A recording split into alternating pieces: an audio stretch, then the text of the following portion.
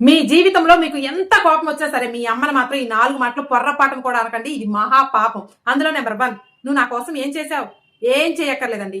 Delivery టైంలో తనకు కాస్త అటు ఇటుగా అయితే తన ప్రాణాలు పోతాయని తెలిసి కూడా మీకు జన్మనిచ్చింది చూసారా?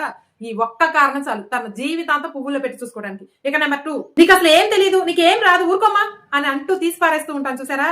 ఎవరి దగ్గరైతే మనం నడవటం, మాట్లాడటం, తినటం నేర్చుకున్నామో తనకే ఏమీ రావు అంటున్నామంటే ఆ సూర్యుడికి ప్రకాశించడం రాదు అన్నట్లేనండి.